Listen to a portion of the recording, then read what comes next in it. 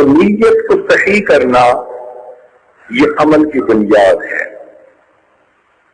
نبی علیہ الصلوۃ والسلام نے ارشاد فرمایا انما الاعمال بالنیات، اعمال کا دار و مدار نیت کے اوپر ہے،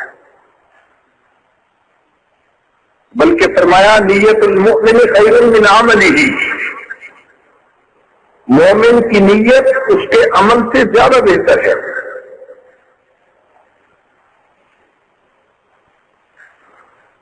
سیدنا عمر رضی اللہ تعالیٰ عنہ فرمایا کرتے تھے لا عمل لمن لا نیت لہ، جس بندے کی کوئی نیت نہیں اس کا عمل نہیں۔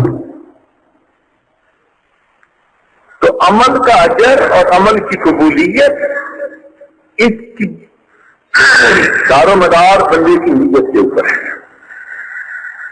یحییٰ ابن کثیر رحمۃ اللہ علیہ فرمایا کرتے تھے کہ نیت کرنا سیکھو،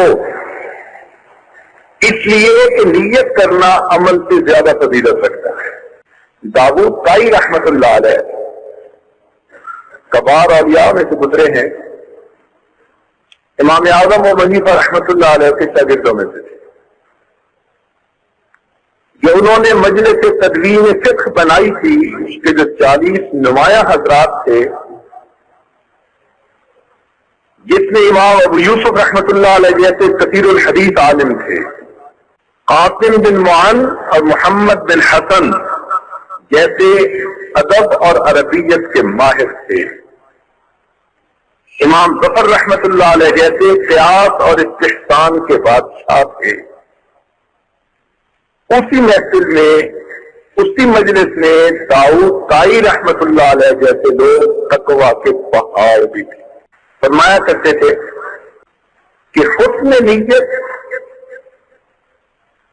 ہر خیر کا مجموعہ ہے، حسن نیت ہر خیر کا مجموعہ ہے۔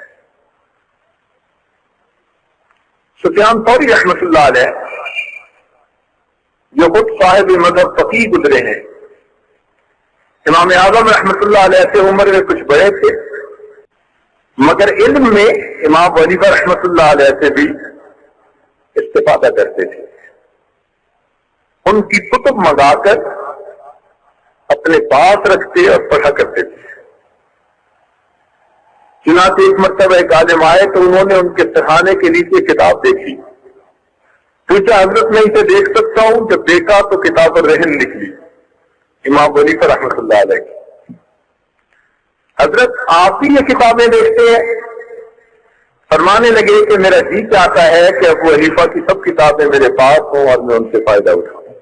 فرمایا کرتے تھے کہ میں اپنی نیت کی نگرانی سب سے زیادہ کرتا ہوں، اس لیے کہ یہ ہر وقت عدلتی بدلتی رہتی ہے۔ یعنی فقط نیت نہیں کرنا، نیت کی نگرانی کرنا۔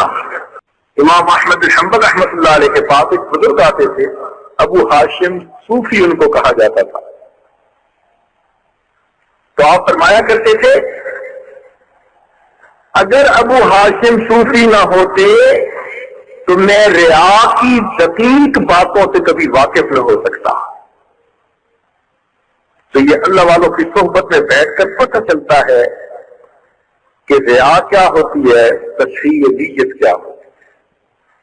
بنیاد یہ ہے۔ یوسف بن اسباط فرمایا کرتے تھے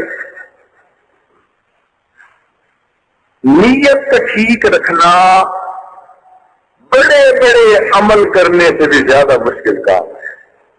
عبداللہ ابن مبارک رحمۃ اللہ علیہ یہ بھی امام اعظم حنیفہ رحمۃ اللہ علیہ کے شاگردوں میں سے تھے۔